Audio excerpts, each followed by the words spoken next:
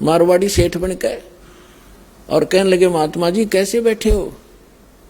उन्होंने देखा भाई वो में सेठ दिखाई दे, इसने भी दिखा दे यो कागज।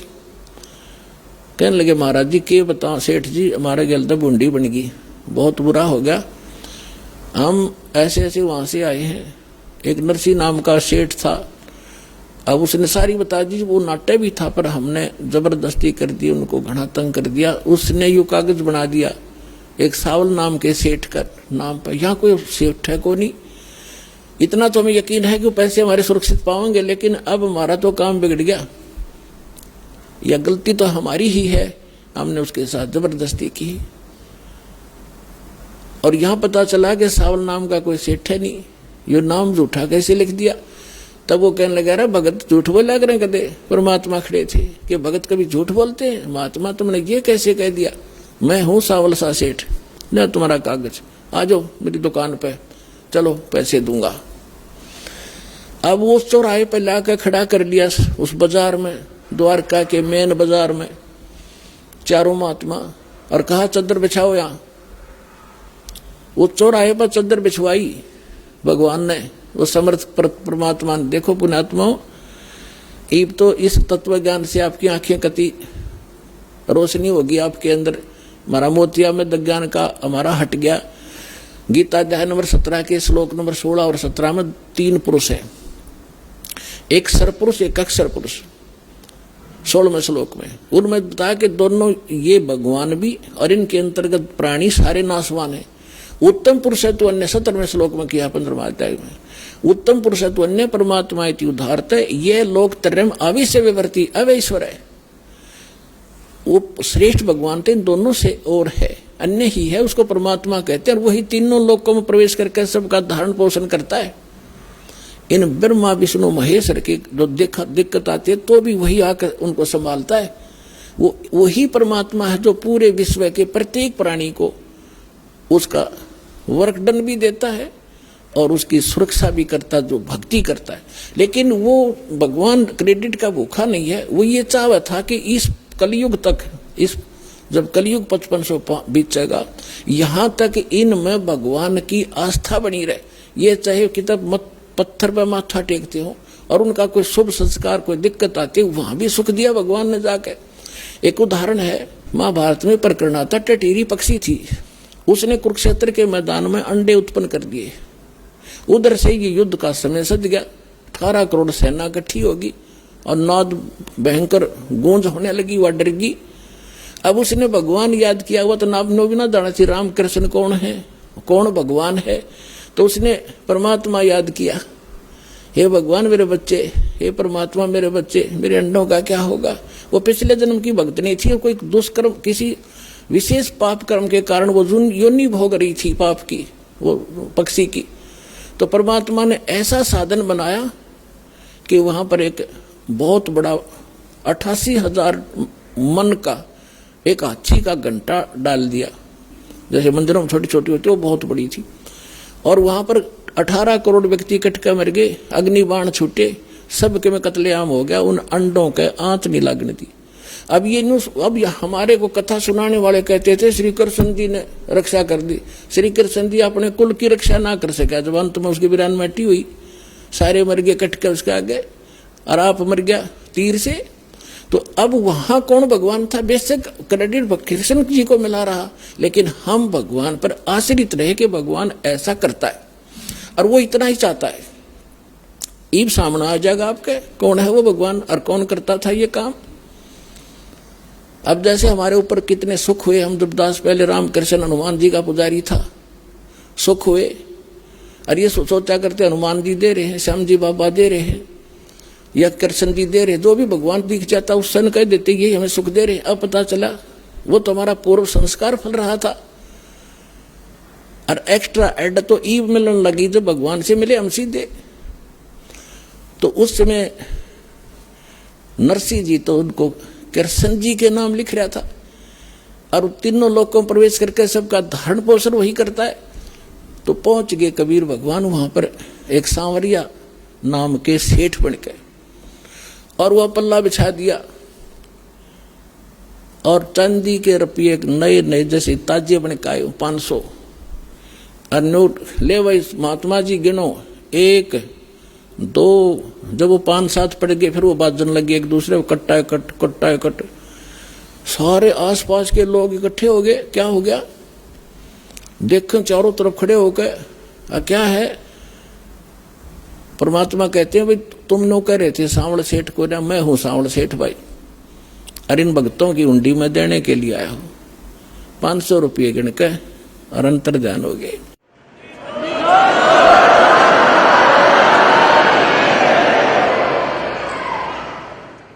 रोटी 4 भारिया गाली, नरसी जी की हुंडी जाली। नरसी की पत्नी ने, भारिया ने, वो 4 रोटी बनाई बचे हुए आटे की। 500 रुपए का जो दान हुआ था उसने अपनी रोटी जरूर खाई थी भंडारे में उस दिन, लेकिन वो बच गया था 4 रोटी। वो भी जब तक वितरित नहीं होगी भगत को राहत नहीं मिली। दास इन फार्मूल से खूब परिचित है। 1 नया पैसा भी आपका यहाँ व्यर्थ नहीं जाएगा, नहीं तो आपको क्रेडिट नहीं मिलेगा। और ये इतना बड़ा आप देख रहे हो यहाँ क्या हो रहा है, और भी आपने खूब देखा होगा, बुद्धिमान हो, बार बार कहने की आवश्यकता नहीं। तो यहाँ जो दान आप करते हो ये शास्त्र अनुकूल साधना है। गुरु बिन माला फेरते, गुरु बिन देते दान, गुरु बिन दोनों निष्फल हैं, चाहे पूछो वेद पुराण। अब गीता जी में प्रमाण है कि कुपात्र को दिया हुआ दान व्यर्थ है, सुपात्र को दिया हुआ दान फला करता है।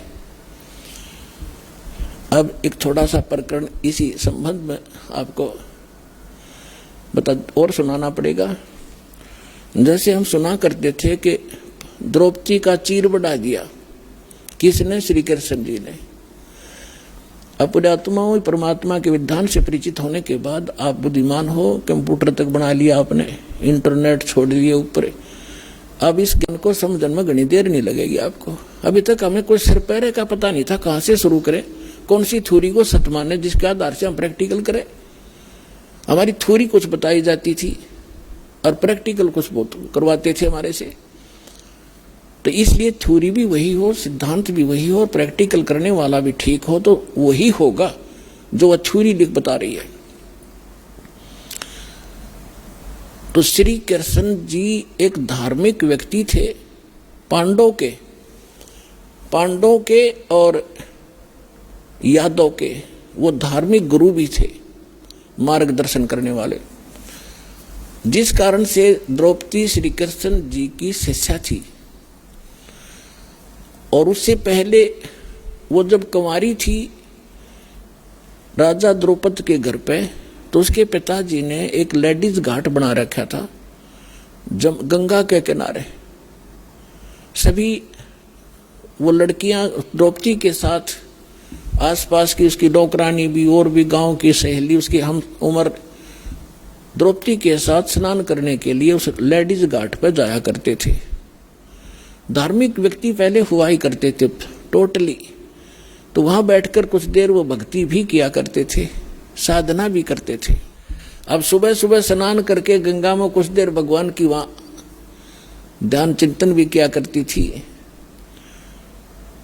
अब पुण्यात्माओं, परमात्मा को हमारे आने वाले भविष्य के दुखों का भी पता है, और जो उनकी पुण्य आत्मा परमात्मा की कभी किसी जन्म में, किसी युग में और परमेश्वर कबीर जी के साथ रही हैं, उनके विषय बताता है कि जो जन मेरी शरण है ताका हूं मैं दास, और गैल गैल लाग्या फिरूं जब तक धरती आकाश।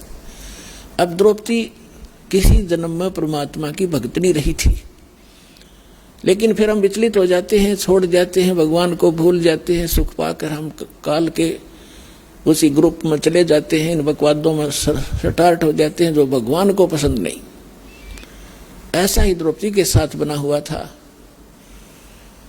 अब परमात्मा को पता है कि मेरा भक्त, जैसे नरसिंह जी जैसे महापुरुष भी तो उसके बच्चे थे, कभी किसी जन्म में साथ रहे थे, तो भगवान की आस्था थी उनमें। तो ऐसे ही आप हो, तो उसके आपके लिए ना जाने क्या कुछ कर देगा भगवान। आप में आस्था भगवान की बनाए रखने के लिए परमात्मा चाहते रहे अभी तक इस समय के आने से पहले कि इनमें भगवान की आस्था बनी रहे, और विशेषकर जो कभी उनकी शरण में आ चुके हैं। जैसे आज से 600 वर्ष पहले परमेश्वर 120 वर्ष रहे थे, सन 1398 से 1518 तक एक लीला करके गए थे, सहसरी राय थे, सहसरी चले गए थे।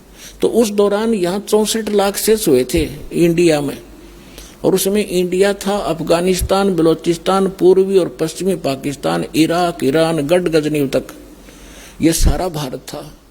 और इसमें 4 करोड़ आबादी नहीं होगी, 600 वर्ष पहले इतिहास देख लियो पिछला, और उसमें 64 लाख शेष हो गए थे उस कबीर जुलाए के, कबीर धाण के, गरीब आदमी के। गरीब आदमी तो वो भी बात ना करे, धाण जुलाए तो 600 वर्ष पहले ऐसी हे जाति मानी जाती थी, और वो समर्थ थे, अपनी समर्थता जहां भी हजारों जगह प्रकट होकर परमात्मा ज्ञान सुनाया करते थे, जगह जगह एक तारा लेकर गाया करते थे, हमारे लिए भटक रहे हो परमात्मा कहते, मैं रोवे तो सृष्टि को है, सृष्टि रोवे मोहे, और गरीबदास इस योग को समझ नहीं सकता कोई, गोता मारू स्वर्ग में जा बैठू पाताल, गरीबदास ढूंढता फिर अपने हीरे मोती लाल। वो परमात्मा हमारे लिए भटक रहे थे, जगह जगह जाकर प्रकट हो जाते थे। आजकल तो एक टीवी चलता, लाखों जगह करोड़ों जगह देख लो। अब ये तरीका दिया जाता है ना अपने बच्चों तक संदेश पहुंचाने का, ये गॉड गिवन है सारा इंस्ट्रूमेंट ना, पहले यही थे ये मनुष्य। आप देख लो पिछला इतिहास, देखो ढंग से को गाड़ी बनानी आई होता है, एक रथ के अंदर 6 खेचर जोड़ के घसीटे अंडा करते थे, जब भी तो मनुष्य थे वो। तो अब भगवान ने किया, पहले परमात्मा ने किया था। तो 64 लाख से सोए थे दाता के, जो भी परमात्मा वहां रहा करते थे, आशीर्वाद से लाभ, उनके मंत्र प्रथम मंत्र देते थे ओनली उस टाइम, ये 2 मंत्र डिस्क्लोज नहीं किया था दाता ने, और इनसे बहुत लाभ होता रहा। आप यहाँ तक आस्था भी बनी रही, आपके संसारिक सुख भी आपको प्राप्त होते रहे, जिस कारण से आपकी भगवान में श्रद्धा बनी रही। तो आज आपको जो परमात्मा लाए हैं वो वही क्रियाएं करके यहाँ पहुंचाया आपको। इसी प्रकार द्रौपदी के ऊपर मालूम था दाता को कि इसके प्रारब्ध में एक भयंकर दुख है, इसको सभा में निवस्त्र किया जाएगा। तो क्या लीला की, 100 साल छिदर मैं करूं अपने जन के काज। एक वहां पर एक साधु बनकर आए भगवान, ब्लाइंड, अंधे, और एक लंगोट तन पे, ओनली एक पर्दे पे कोपीन थी। अब मैं आपको उस तरीके से समझाऊंगा कि वो भगवान ना समझकर एक साधु समझो आप, क्योंकि दास का तो दृष्टि खोल रखी दाता ने, कौन थे तो दास को पता है, लेकिन इस कथा के आधार से ऐसे सुनाएंगे, अधिकारी को दान दिया कैसे फलता है। अब वो परमात्मा जैसे साधु थे अंधे, उनको स्नान करने की इच्छा हुई, जहां लड़कियों का जो घाट था उससे 50-100 फुट दूरी पे डाउन स्ट्रीम में जिधर जल बह के जा रहा था उस साइड में स्नान करने लगे। थोड़े से जल में घुसे ऐसे स्नान करने लगे, इतने में क्या देखा कि उसने हजारों लड़कियां आ रही थी, कि सुबह सुबह की आवाज दूर तक जाती है, लड़कियां जब इकट्ठी हो जाती हैं बोले बिना रहा नहीं करती, कोई कुछ कह रही है, कोई कुछ कह रही है, बोलती हुई आ रही है, दूर तक आवाज जा रही है। तो साधु ने सोचा कि भी ये कोई यहाँ पर लेडीज घाट है, लड़कियां स्नान के लिए आ रही, जब इधर आ रही हैं तो दरिया की तरफ तो स्नान न करना होंगी, वह अवश्य यहाँ कोई घाट भी होगा। तो उसने सोचा अब बहुत गलत हो गया, मैं तो कोपिन में हूँ, ऐसे बाहर निकलना भी शर्म की बात है, मैं अंदर घुस जाता हूँ थोड़ी देर जल में, और लड़कियां नहा धो कर जा लेंगी, फिर निकलूंगा। अब वो इतने पानी में चले गए, आगे को नहर में, दरिया में। अब उधर से लड़की जब आई पहुंची तो द्रौपदी कहते हैं साधु दर्शन राम का, और मुख पर बसे सुहाग, दर्शनी को होते हैं जिनके पूर्ण भाग। कबीर दर्शन संत का परमात्मा आवे याद, और लेखे में वाहे गड़ी, बाकी का समय बर्बाद। अब भगत के लिए संत एक बहुत ही आकर्षण का कारण बनता है। लड़की ने देखा महात्मा है, उसने देखा ये स्नान कर रहे हैं, हम भी स्नान कर लेती हैं, स्नान करके फिर साधु से बात करेंगे, भगवान की चर्चा सुनेंगे, आज तो बड़े भाग जाएंगे। ये सोच के वो स्नान करने लगी सारी की सारी। आज पौन घंटा में स्नान करके वो बाहर निकली तो उसने देखा कि महात्मा स्नान नहीं करा। स्नान करके वो अपनी साड़ी ठाई उसने बांधने के लिए, पेटीकोट पहन के, तो उसने देखा कि महात्मा तो स्नान नहीं कर रहा, ये तो कुछ वस्तु खोज रहा है। वो ये सोच रहा था कोई कपड़ा आ जा बड्डे से साइज का, और उधर से वो स्नान करते करते उसकी कॉपिन टूट गई, वो लंगोट भी हाथ से खिसक गया बोधा होकर। नी वस्त्र खड़े पानी में और गहरे चले गए, इतने सारे पानी के अंदर। अब वो ऐसे हाथ मार रहे थे ऐसे ऐसे, अब हो सकता है कोई आसपास आ जाए। लड़की ने सोचा महात्मा नहा नहीं रहे हैं, कोई और आपत्ति है इन पे। बाहर देखा कोई वस्त्र नहीं किनारे पर। अपनी दिव्य दृष्टि से लड़की ने देखा कि महात्मा तो निवस्त्र हो गए, शर्म के मारे नहीं आ रहे। अरे ये तो सारा दिन खड़े रहेंगे, यहाँ गलत जाएंगे शरीर में, इनके पास कोई वस्त्र नहीं है, रात को निकलेंगे रात को भी। तो लड़की ने कहते हैं पुणात्माओं, वैराग नाम है त्याग का 5-25वां। अब लोभ करे लालच करे तो ऐसा करे जैसा द्रौपदी ने किया। कैसे किया? अब राजा की लड़की थी, वो कितना कीमती साड़ी ले रही होगी, आइडिया लगा सकते हो आप। और उसके साथ नौकरानी थी, बांदियां भी थी, अन्य नगर की लड़कियां भी थी गरीब। अगर वो चाहती तो किसी भी एक बांदी नौकरानी को कह देती वे टुकड़ा डाल दे पाड़ के, वो साड़ी की साड़ी घेर देती। उसको पता था राजा की लड़की जाते ही 4 देगी मेरे को और अच्छी देगी, लेकिन उसने इतना चांस भी उनको नहीं दिया। ये मालूम है कि मैं पुण्य करूंगा मुझे मिलेगा, ये करेगा इसको मिलेगा, मैं दान करूंगा मुझे मिलेगा, अगर इसको कहूंगा कर दे तो वो तो उसको मिलेगा, मुझे क्या मिला, वो तो अच्छी बात है। तो उसने वो चांस, कहते लोभ लालच बेईमान ना करे तो ऐसा करे। तो उस लड़की ने अपनी, राजा की लड़की ने अपनी साड़ी में 8-9 इंच का कपड़ा पाड़ा बीच के चौड़ाई की साइड से, और कोपिन टाइप का जल में बहा दिया। अब महात्मा लीला कर रहे थे, उसने दिखा नहीं था, साइड से निकल गया। लड़की ने दूसरा कपड़ा फाड़ा, फिर डाल दिया, वो भी दूर से निकल गया लहरों में। तीसरा, चौथा, 7-8 ऐसे। अब 2 ही कपड़े इतने हो जाते हैं, 1.5 फुट, 7-8 कितने हो गए, लगभग साड़ी सारी गई। अब लड़की ने सोचा काम भी नहीं बना, साड़ी तकरीबन खत्म हुई। एक लंबी लकड़ी उठाई जंगल से, उसके एक लपेटा देकर एक और लीर पाड़ी टुकड़ा, और सोचा पिता के समान है, ये दुख में बहुत दुखी है, कैसे निकलेगा। अब यहाँ शर्म की बात नहीं, धर्म का काम है। लड़की ने निकट जाके, और ऐसे वो हाथ कर रहे थे, उसके आसपास वो कपड़े का टुकड़ा लकड़ी से कर दिया। अब महात्मा के हाथ लगा, हाथ लगते उसने 100 शुक्र भगवान का मनाया, हे परमात्मा बड़ी सुनी। अब उसने देखा कि ये भाई ऐसा कपड़ा नहीं है किसी ने वैसे व्यर्थ फेंक दिया हो, ये तो ढंग से सुनियोजित तरीके से कोई साड़ी तो पाड़ के बेटी ने दिया है। उस कपड़े को में से एक लकीर और पाड़ी, अपनी तागड़ी बनाई, बेल्ट, और फिर वो कोपिन बांध के, और उसने ये कहा कि हे बेटी, आज तूने मेरी इज्जत रखी है, भगवान तेरी इज्जत रखे, तूने गणा बहुत गणा दे कपड़ा। साधु बोले सहज सुबह, जो साव ऐसो कर दे, साध वचन पलटे नहीं चाहे पलट जाओ ब्रह्मांड। अब जब तो बात आई गई हुई, अब उस राजा की लड़की ने एक साड़ी क्या कीमत रखी थी उसके लिए, लेकिन सुपात्र को और दिया हुआ दान व्यर्थ नहीं जाता। अब जहर न ते स्वाभाविक फांक ले, से जान के खा ले तो काम करा ही करेगा। ऐसे ही पुण्य को चाहे कैसे ही कर लो आप, सुपात्र के स्थान पर दिया हुआ वो आपको रंग लाए ही कहलाएगा। अब क्या हुआ, द्रौपदी का ब्याह हो गया। आपको आगे सारी कहानी का पता है, आपने खूब पढ़ रखे। ये जो ज्ञान है ये तत्व ज्ञान है, बाकी केवल एक लोक वेद था जो आज तक हम सुना करते। कृष्ण जी ने साड़ी बढ़ा दी, कृष्ण जी ने और ना बढ़ाई किसी की, तो ये निष्कर्ष नहीं था हमारे पास, तत्व नहीं था इस ज्ञान का, अध्यात्म का, इसको तत्व ज्ञान कहते हैं। अब उधर से दुर्योधन ने पांडवों को जुए में हरा दिया, इवन द्रौपदी को भी दाव पर लगा दिया, हार गए।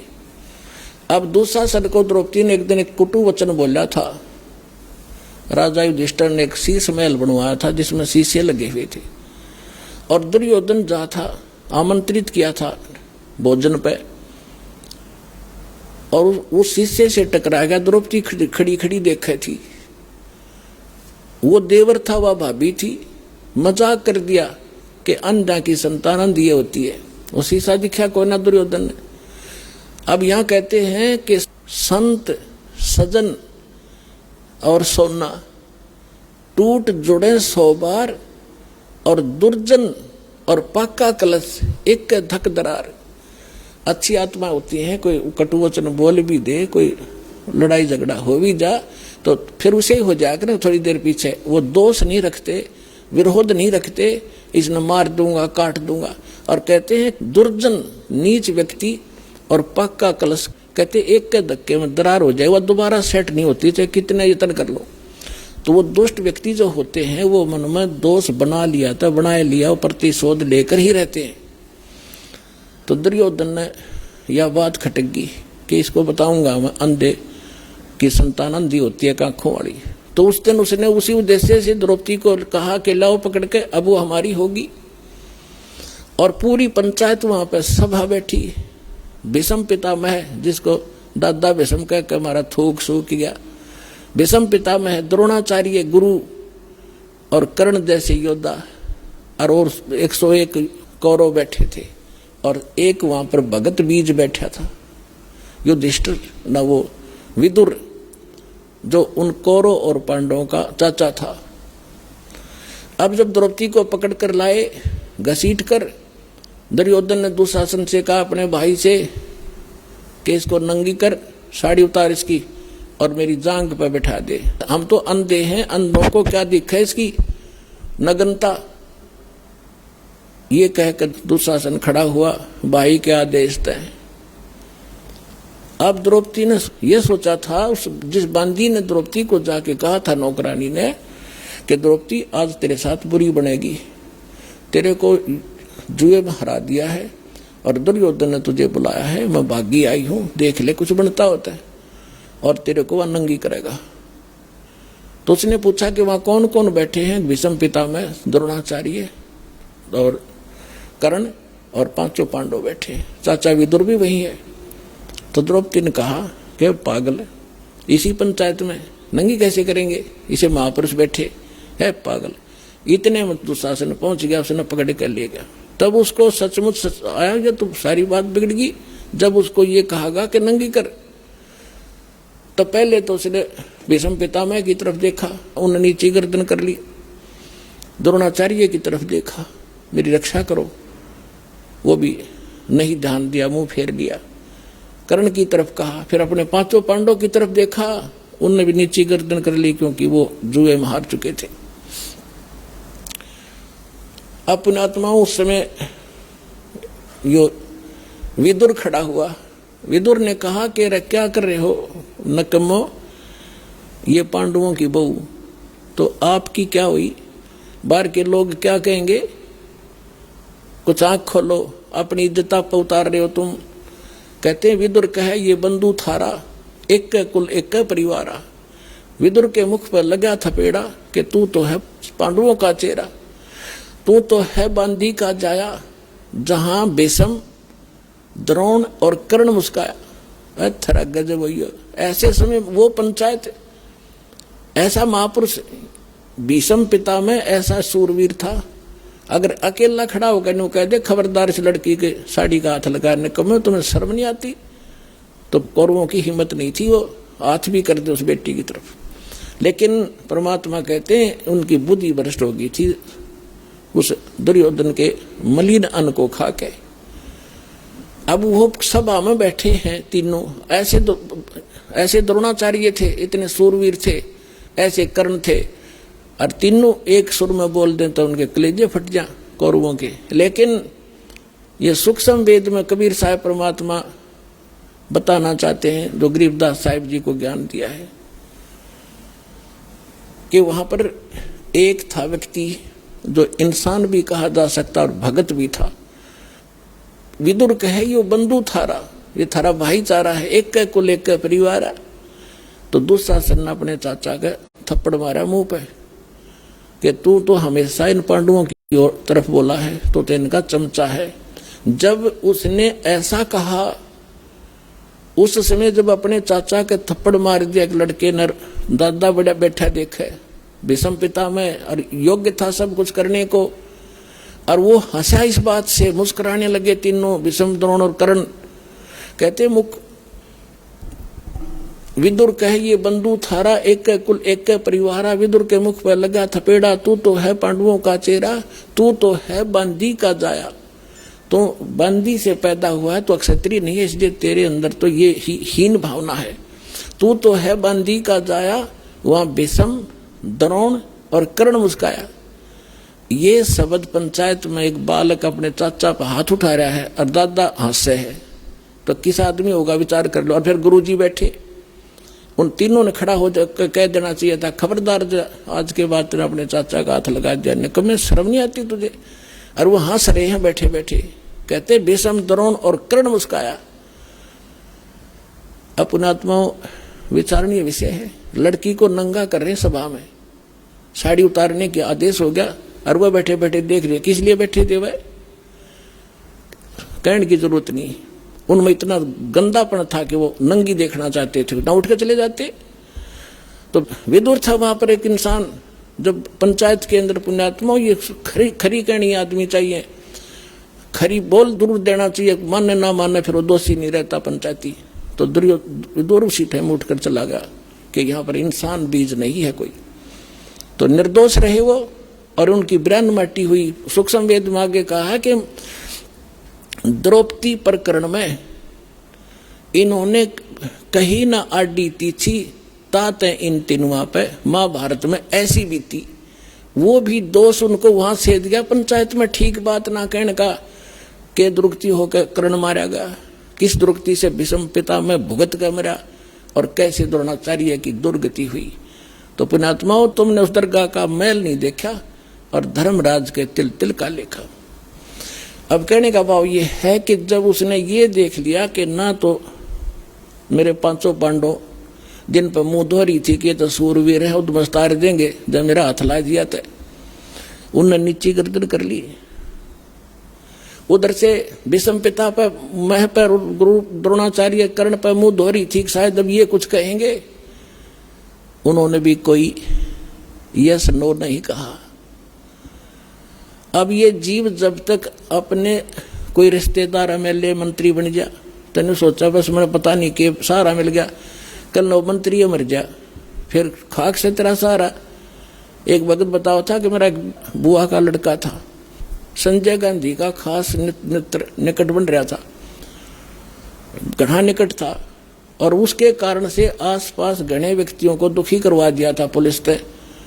वो संजय गांधी मर गया एयर क्रैश में। नो बोला वो 6 महीने करता नहीं निकला, सूख का काटा हो गया, बाहर निकलते मारेंगे तेरे को। अब चाट ले उस सारे ने, पाप इकट्ठे कर लिए और कालजा फट गया, बीमार हो गया और वो मर गया उसका सारा। तो परमात्मा कहते हैं अगर आपने सहारा चाहिए तो धनी का करो, समर्थ का। इन छोटे भगवानों का सहारा भी व्यर्थ है, उसका भी आश्रय लेना व्यर्थ है। समर्थ का शरणाग हो रंग होरी हो, भाई कबू न हो ए काज राम रंग होरी हो। यदि सदा सुखी रहना चाहते इस गंदे लोक में भी तो समर्थ की शरण लो, सदा खुशी रहेगी। हम पहले होली दिवाली में हम बस इतनी खुशी का बेरा था, कुछ छठे पटाखे बजा लिए, हलवा मिला करता, कुछ झंडा करते का हलवा मिलेगा। आज सदा दिवाली कर दी भगवान ने। आप देखो यहाँ 4-4 दिन, 6-6 दिन, 10-10 दिन महीने में, और बंदी छोड़ा अपने बच्चों को होली बना रहा है, हलवे खिला रहा है डेली और खीर खिला रहा है। तो कहते हैं समर्थ का शरणा गौरंग होरी हो, और कब हो ना हो ए काज राम रंग होरी हो।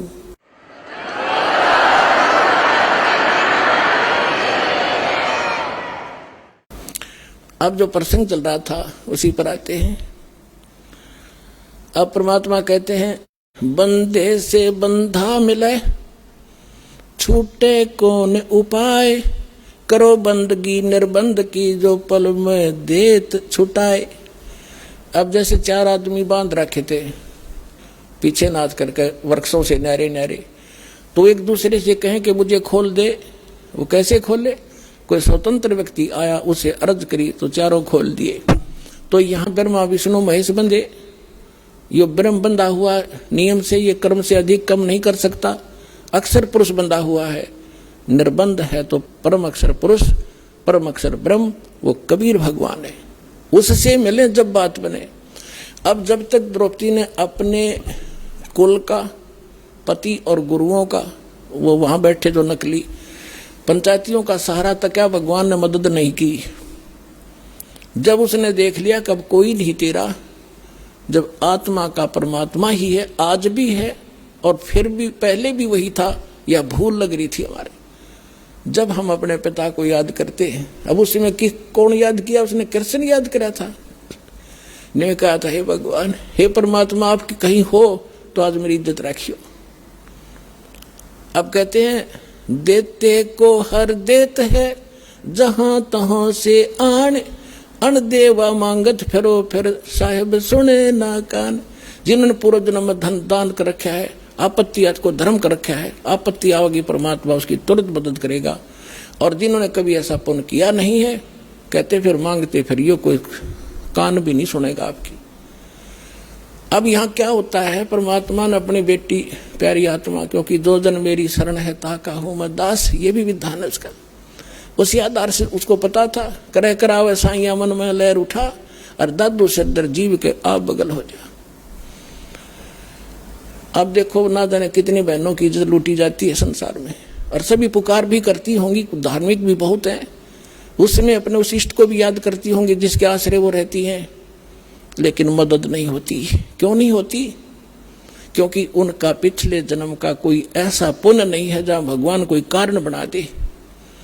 अब उस द्रौपदी ने भी याद किया, उसकी जो पुकार आत्मा की थी, धर्मराज के दरबार में जाती है, सभी की जाती है जो पुकार करते हैं एक बार तो आत्मा की पुकार वहां जाती जाती है। धर्मराज के दरबार में जो न्यायाधीश है उसके तुरंत उसकी फाइल खुल जाती है, उसको भी कसक होती है कौन विशेष आपत्ति में है। वो फिर ये देखता है इसका कोई ऐसा संस्कार है जिससे मैं कुछ मदद करवा सकता हूं, तो वो टटोलता है तुरंत। तो जिसका नहीं मिलता वो विवश हो जाता है, मैं क्या करूं, या तो वर्क डन मिलता है। ऐसे ही जब द्रौपदी ने पुकार की धर्मराज के दरबार में टक्कर लगी, वहां उसकी फाइल खुली, उन्हें देखा कोई आपत्ति में है बेटी, उसने देखना चाहे कोई पुण्य ऐसा है जिसकी वजह से मैं मदद कर सकूं। वो सारी रील चल रही थी कि एक महापुरुष को इसने दान किया, साड़ी पाड़ के नी इच्छा से दान किया। कहते बिन इच्छा जो देत है सो दान कहावे, और फल चावे नहीं तास का, फिर अमरा पर भी जावे। जैसे आप कोई आपत्ति निवारण के लिए पाठ कराते हो, ज्योति देते हो, वो भी अच्छा है, लेकिन नी इच्छा भी करो, उसमें फिर दोनों फल मिलेंगे। अब वहां से वो रिफ्लेक्ट हुई उसकी पुकार, और वहां से वो उसका संस्कार लेकर कहाँ आया, तो जिसने वो गुरु बना रही थी श्री कृष्ण जी को, श्री कृष्ण जी के अंदर आकर उसने टक्कर लगाई। अब श्री कृष्ण जी अपनी पत्नी रुक्मिणी के साथ अपने महल में शतरंज खेल रहा था। बता, भगता के काम शतरंज खेलने के होया करे, वो तो पूर्व जन्म का संस्कारी था, अच्छी आत्मा थे, पुण्यकर्मी प्राणी हैं, जैसे विष्णु जी अवतार थे। विष्णु जी कोई वैसे थोड़ा बनता है, बहुत युगों युगों का कोई अच्छा पुण्य का आता, ऐसी पुण्य आत्माओं को विष्णु पद प्राप्त होता है। वो उस समय तो खेल रहा तो वहां शतरंज, परमात्मा ने सौछल सिद्धर में करूं। अब रुक्मिणी और वो दोनों शतरंज खेल रहे थे, और शतरंज में जब वो पासे डालते हैं, पासे डालते डालते कुछ बोलना पड़ता है कि इतने कच्चे 12 पक्के 18। अब उसने पासे डाले ही थे, बोल नहीं पाया, इतने में हाथ आकड़ गया, जैसे किसी हाथ आकड़ जाकर नू करे अनंत अनंत। अब वो कृष्ण नहीं बोल रहा था, वो मालिक की पावर बुलावा थी, उसने तो पहुंचानी थी सारी कहानी उस माध्यम से। अब रुक्मिणी ने हाथ पकड़ लिया, कहने लगे क्या बोला, ये कोई इसकी शतरंज की लैंग्वेज नहीं, अनंत अंत क्या डाला तूने, बोला को नहीं पहले, और अनंत क्यों कहा। रुक्मिणी कर पकड़ा मुस्काई, अंत कहा मोकू समझाई। द्रौपदी उसका हाथ पकड़ कर कृष्ण जी का हंसन लगी कि आनंद का क्यों कहा, बता मुझे। तब उसने कहा कि दुशासन को द्रौपदी पकड़ी, हमारी भगत सकल में सिखरी। उस समय कृष्ण नहीं बोल रहा था, परमात्मा अपने रिमोट से बुला रहे थे उसको। हमारी भगत पे छोड़ी होई, तो हमारा नाम न लेवे कोई। जब हमारा भगत यानी भगवान का भगत जब आज हार में आ गया तो मालिक का नाम लेनिया कोई नहीं रहेगा। अब कहते हैं हमारा भगत पे छोड़ी होई, तो हमारा नाम ना लेवे कोई। अब वो तो अपना फिर होया काम, उसका इतनी जरूरत थी। फिर परमात्मा ने स्वयं सूक्ष्म रूप बनाया कबीर भगवान ने, और द्रौपदी के पास आकर खड़े हो गए और ऐसे हाथ कर लिया। तन देही से वो पासा डारी, पहुंचे सूक्ष्म रूप मुरारी। वो तो खेलने लग गया कृष्ण, तो परमात्मा पहुंचे। खेचत खेचत खेच कसीसा, सिर पर बैठे हैं जगदीशा। द्रौपदी सुता को दीने लीर, जाके अंत बढ़ाए चीर। एक कपड़ा दिया था एक बिलात का 9 इंच, और इतना ढेर लगा दिया दुशासन से योद्धा, जिसमें 10,000 हाथियों की ताकत बताते हैं, और नो खींच खींच के ढेर लग गया, पसीना पसीना हो गया, थक गया। वो लड़की का चीर नहीं समाप्त हुआ। अब बात आई गई हुई, साड़ी काट दी, वह चली गई अपने, और उसने बांट दिया गरीबों में, और ढेर पड़ा था। अब कुछ दिन के बाद श्री कृष्ण पहुंचे। स्वाभाविक श्री कृष्ण जी को मालूम नहीं किए था। तब द्रौपदी ने बताया कि भगवान आपने बड़ी बड़ी इज्जत की रखी मेरी, हे गुरु महाराज बड़ी दया करी। कृष्ण जी बोले क्या हुआ? कि भगवान ऐसे ऐसे मेरे साथ हुआ था, और मैंने भगवान आपको याद किया था, आपने ऐसे कर दिया। तो वो कहने लगी, है भगवान ये मेरा कौन से कर्म का फल था जो आज मेरी सभा में इज्जत रख दी। अब यहाँ तो कर्म का फल गिना जाता है। तो श्री कृष्ण जी ने अपनी दिव्य दृष्टि से देखा, कहा कि द्रौपदी जब तू अनमैरिड थी अपने पिता के घर पे एक दिन स्नान करने गई थी, और एक साधु था अंधा, ऐसे ऐसे उसको आपने एक लीर दिया था, एक टुकड़ा दिया था साड़ी का, और कुपात्र सुपात्र को दिया हुआ दान में, वो संत नहीं, वो तो कोई और बला थी, ऐसा महापुरुष था वो, उसको दिया हुआ ये दान आज तेरा ढेर बन गया। तब द्रौपदी को रिमाइंड हुआ वो बात, अगर तो हो वो तो इतना अच्छा कपड़ा दिया था। तब द्रौपदी ने कहा, एक लीर के कारण मेरे बढ़ गए चीर अपार, और जब मैं पहले जान जाती तो सर्वस्व देती वार। तो पुण्यात्माओं ये समय आपको वो स्थान मिल गया है। अब तन मन धन सब अर्पिए, भक्ति मुक्ति के काज, और जिनके उर में बंदगी फिर के इंद्र का राज।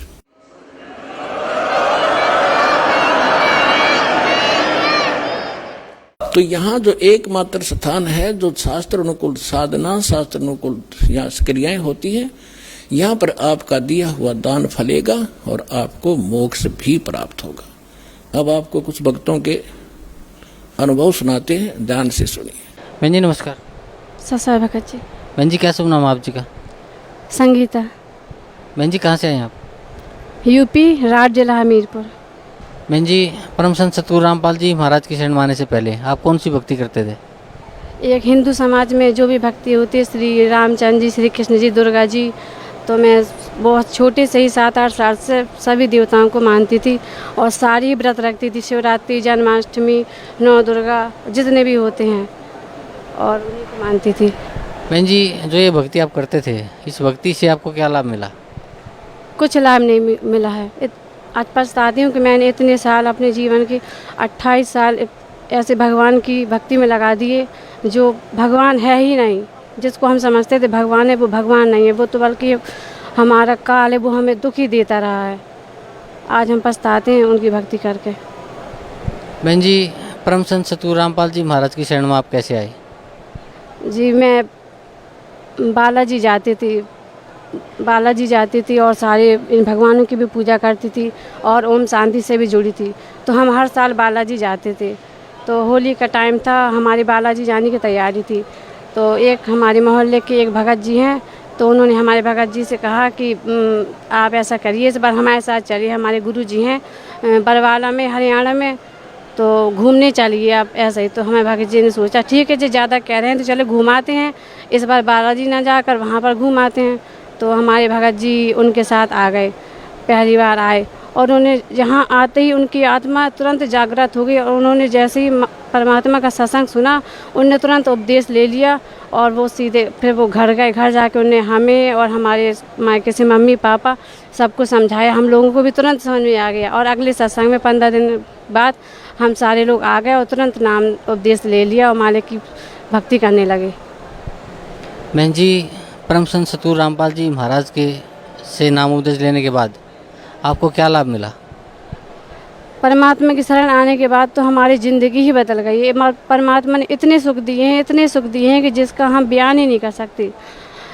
एक बार क्या हुआ कि हमारा मोबाइल ख़राब हो गया, तो उसमें हम सत्संग सुनते थे तो हमारे बच्चे ने गिरा दिया। तो हमने कहा कि अब हमारे भगत जी नाराज़ होंगे, तो हम मोबाइल की दुकान में गए मोबाइल लेकर। तो उसने कहा कि आपके मोबाइल की आईसी फूक गई है। तो हमने कहा कि कितने रुपए लगेंगे? उसने कहा 250 रुपये लगेंगे। तो हमने डाल दिया, हमने कहा ठीक है आप रख लो, हम उठा ले जाएंगे। फिर हम घर आ गए। फिर शाम को 7 बजे हमारे मन में लगा कि हमने अपने भगत जी से छुपा के मोबाइल डाला है, अच्छी बात नहीं है। तो हम भागते गए दुकान में। तो हम गए, हमने कहा भाई साहब हमारे मोबाइल दे दीजिए, हम फिर डाल जाएंगे आपके पास। मोबाइल उठा लाए हम, फिर हमने मोबाइल अलमारी में रख दिया सेफ में। कई दिनों के बाद हमारी याद में तड़प रही थी कि हमें सत्संग इतने दिन से नहीं सुना है, हमें परमात्मा सत्संग सुनाओ। तो एक दिन हमने मोबाइल ऐसे निकाला और निकाल के हमने उसको छेड़छाड़ की तो वो बिल्कुल सही हो गया। और उस दिन से आज तक मोबाइल सही रहा है। परमात्मा ने खूब सत्संग सुनाया है। और एक बार क्या हुआ, हमारा बेटा है वो 1.5 साल का था, छत से गिर गया था। तो छत से गिरने के बाद उसको 2-3 महीने में ऐसे दौरे पड़ते थे कि देखकर हम लोग बहुत दुखी हो जाते थे। लगता था कि अब ये जाने वाला है। बिल्कुल आँखें फेर लेता था, लुंज हो जाता था और बहुत ही बुरी उसकी कंडीशन हो जाती थी। परमात्मा की शरण में आने के बाद मालिक ने ऐसी दया की कि मेरा बच्चा आज तक बिल्कुल ठीक है और बिल्कुल उसको कभी कोई दौरे नहीं पड़े। 2.25 साल हो गए हमें मालिक की शरण में आए हुए। और परमात्मा ने जब से हम मालिक की शरण में आए हैं, मालिक ने घर में राशन पानी में इतनी बरकत की है कि जो राशन पानी 1 महीने नहीं चलता था वो 3-3 महीने चलता है। गैस का सिलेंडर जो 3 महीने नहीं चलता था वो मालिक की दया से 5-5.5 महीने चलता है। हम इतने सुखी हैं कि हमें लगता है कि दुनिया में हमसे ज़्यादा सुखी कोई है ही नहीं। परमात्मा बड़े दयालु हैं, मालिक बड़े दयालु हैं। बहन जी, पहले आप परंपरागत भक्ति करते थे, उससे आपको कोई लाभ नहीं मिला। उसके बाद आप परम संत सतगुरु रामपाल जी महाराज की शरण में आए, जिससे आपको काफ़ी लाभ मिला। जो भक्ति पूज्य गुरुदेव संत रामपाल जी महाराज ने आपको दी, उस भक्ति से आपको बहुत से लाभ मिले। तो भगत समाज को क्या संदेश देना चाहते हैं आप? मैं ये भक्त समाज को संदेश देना चाहती हूँ कि ये मानव जन्म बड़ा ही दुर्लभ है। बड़े ही पुण्यात्माओं को बड़े 84 लाख योनियाँ भोगने के बाद ये मनुष्य जीवन मिलता है। तो एक तो मनुष्य जीवन नहीं मिलता है और मनुष्य जीवन मिलता है तो पूर्ण संत नहीं मिलते। तो आज परमात्मा की दया से हमें मनुष्य जीवन भी मिला है और पूर्ण परमात्मा भी मिले हैं। तो सारे भक्त समाज से मेरा निवेदन है कि आप सभी लोग परमात्मा को पहचानिए और बरवाल आश्रम में आकर सद्गुरु रामपाल जी गुरु महाराज जी से नामदान लेकर अपना कल्याण करवाइए। जी धन्यवाद बहन जी, आपका बहुत बहुत धन्यवाद सर। बहन जी नमस्कार। नमस्कार। बहन जी क्या शुभ नाम है आपका? ज्योति। बहन जी कहाँ से आए हैं आप? MP से। बहन जी, परम संत सतगुरु रामपाल जी महाराज से नाम उपदेश लेने से पहले आप कौन सी भक्ति करते थे? मैं सोमवार का व्रत करती थी, 9 दिन की व्रत करती थी और सभी देवी देवताओं की पूजा करती थी। तो जो आप सभी देवताओं की पूजा करते थे या सोमवार का व्रत रखते थे, उस भक्ति से आपको क्या लाभ मिलता था? मुझे लाभ तो कुछ नहीं मिला था, लेकिन एक बार जो है ना, मैं 9 दिन का व्रत करते करते बहुत बीमार हो गई थी, बहुत ज़्यादा बीमार हो गई थी। मैं माता से यही मांगती थी कि माता मुझे मौत दे दो, लेकिन मुझे ये दर्द मत दो। तो मुझे ऐसे मुझे 7 दिन हो गए व्रत उपास किए। मैं वो छोड़ नहीं सकती थी क्योंकि मैं व्रत बहुत दिन से करती आ रही थी और मुझे ऐसा कोई भगवान नहीं मिला था और हर किसी को भगवान की ज़रूरत होती है। तो मैंने भगवान पाना था, इसलिए मैं उन सब की पूजा करती थी। तो 8वें दिन को सोमवार पड़ गया। सब ने बोला तेरी तबीयत बहुत ख़राब है और तू व्रत करना छोड़ दे। तो मैंने व्रत करना नहीं छोड़ा। फिर 8वें दिन सोमवार पड़ गया तो मैंने सोमवार का व्रत किया और खाना खा लिया। बहन जी, परम संत सतगुरु रामपाल जी महाराज की शरण में आप कैसे आए? गुरुजी की शरण में ऐसे आए कि मेरे ससुराल में ना सभी लोगों ने नामदान लेके रखा है, तो मेरी शादी हुई थी तब मैंने नामदान लेके नहीं रखा था। तो फिर इसके बाद में जब मैं सब लोगों ने बोला कि नामदान ले लो, तब मैं यहाँ आई थी। तो मैंने कही नहीं ना, मैं नामदान नहीं लूँगी, मुझे ना सोमवार का व्रत रह करती हूँ, मैं इन सबको पूछ के ही मैं नामदान लूँगी। फिर जो लोग मेरे साथ में आए थे ना, उन लोगों ने बहुत कहा मुझे कि नामदान ले लो। मैंने कि नहीं, मैं नामदान नहीं लूँगी। मैं बहुत रोती रही यहाँ, तब मैं आई थी तो मैं बहुत रोई थी यहाँ पे। फिर मैं 2-3 दिन सत्संग सुना। फिर सत्संग के बाद जो भक्तमती थी वो आई, वहाँ सेवा करती हैं, उन्होंने कहा चाय पी लो। मैंने कि नहीं, मैं नहीं पीऊँगी, मेरे सोमवार का व्रत है। तो उन्होंने कहा कि यहाँ व्रत रहते, ये पागल है तू, ये व्रत क्यों करती है? हम लोग भी व्रत करते थे और हमारी हालत ऐसी हो गई थी कि डॉक्टरों ने भी मना कर दिया था दवाई करने से। फिर उन्होंने कहा जिन ब्रह्मा विष्णु महेश की तुम पूजा करती हो, ये तो गुरुजी के नौकर हैं। तो मैंने और भी उनसे बहुत सारे सवाल थे मेरे मन में, मैंने वो सब पूछे उनसे। मैंने कहा कि और ये रक्षाबंधन वगैरह है, ये बहुत कुछ है, ये क्यों गुरुजी मना करते हैं कि तो लोग विधि में नहीं रहना है। उनने मेरे सारे सवालों के जवाब दिए, तब जाके मैंने उनके साथ नामदान लिया। और इससे पहले मैं घर पे एक बार चावल बना रही थी सुबह उठ के, तो गैस पे चढ़ा के मैं ब्रश करने चली गई, तो वहाँ पे गैस के नीचे ना लीड डली हुई थी और लीड जल रही थी, मुझे मालूम नहीं था। तो उस दिन जो है ना, मेरी सास उठी, उनको भी पता नहीं था। तो उस दिन मैं वो गैस फटते फटते बचा। बहन जी, भक्त समाज को क्या संदेश देना चाहते हैं आप?